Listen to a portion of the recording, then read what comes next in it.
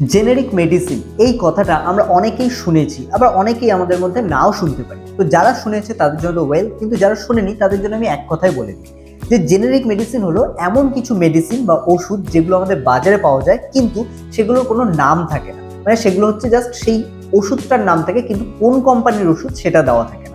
এবং তার যে প্যাকেজিং সেটাও হচ্ছে অন্যান্য যেসব বাজারে ওষুধ দেখা যায় খুব সুন্দর প্যাকিং করা থাকে, অত সুন্দর প্যাকিং করা থাকে না। কিন্তু যদি বলা হয় কাজের ভিত্তিতে দুটো কি সেম, তাহলে বলবো যে হ্যাঁ, দুটোই কিন্তু সেম। কিন্তু ওই যে একটা কথা আছে যে আগে দর্শনধারী তারপরে গুণ বিচারী, তো এখানেও ঠিক সেরকমই কিন্তু ব্যাপার হয় যে আমরা আগে দেখি, দেখে পছন্দ না হলে আমরা কিন্তু যেটা জেনেরিক মেডিসিন নয়, যেটা ব্র্যান্ডেড মেডিসিন, সেটাকেই কিন্তু আমরা আগে অ্যাকসেপ্ট করি। এবার কথা হচ্ছে আমরা অনেকেই ভাববো যে কই, আমরা তো কখনো দেখিনি এরকম কোনো মেডিসিন। ফার্মেসি থাকে, সেখানে যাওয়ার পরে দেখা গেছে যে সেখান থেকে আমাদের যে মেডিসিনটা দিয়েছে সেটাই দেখে পছন্দ হয়েছে, বা ডাক্তারবাবু যেটা লিখে দিয়েছে সেটাই।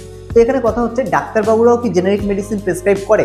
তো কথা হচ্ছে যে করে না, আবার অনেক জায়গায় করে, কিছু কিছু ক্ষেত্রে খুব কম জায়গায় যেখানে অ্যাভেলেবেল আছে সেরকম জায়গায় করে।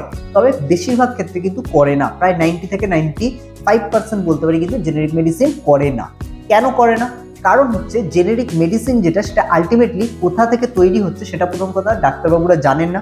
যে কারণে অনেক সময় যদি কোনো প্রবলেমও হয় মানে রোগীর, তাহলে কিন্তু ওই ডাক্তারবাবুর আগে হচ্ছে বদনামটা হবে, বা ডাক্তারবাবুর ওপর কোনো রকম মানে এফআইআর বা এই ধরনের পুলিশি যেসব হচ্ছে কাজ সেগুলো কিন্তু হতে পারে।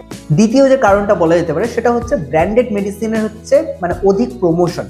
কারণ ব্র্যান্ডেড মেডিসিন হচ্ছে ডাক্তারবাবুদের কাছে যখন আসে তখন ডাক্তারবাবুদেরকে কিন্তু একটা কমিশনের মানে দেওয়ার থাকে, যার ফলে কি হয় ডাক্তারবাবুরা কিন্তু সহজেই এই রিস্কটা না নিয়ে তারা এটাকে প্রেসক্রাইব করে। 3 নম্বর রিজন, যেটা মানুষের জন্যই হচ্ছে অ্যাপ্লিকেবল, বা আমাদের মতো যারা হচ্ছে দোকানে গিয়ে ওষুধ কিনতে যাই তাদের জন্য। যদি আমাদের ফার্মেসি থেকে বলে দেয় যে ওটার মতো এটাও আছে, কিন্তু দামটা বললে এটা হচ্ছে 2 টাকা, এটা হচ্ছে 20 টাকা, তখন কিন্তু 20 টাকা হলেও আমরা ভাববো ওটাই তাহলে হয়তো কম কাজ করবে, এটা নিয়ে নিই বলে কিন্তু আমরাও এটা নিয়ে নেব।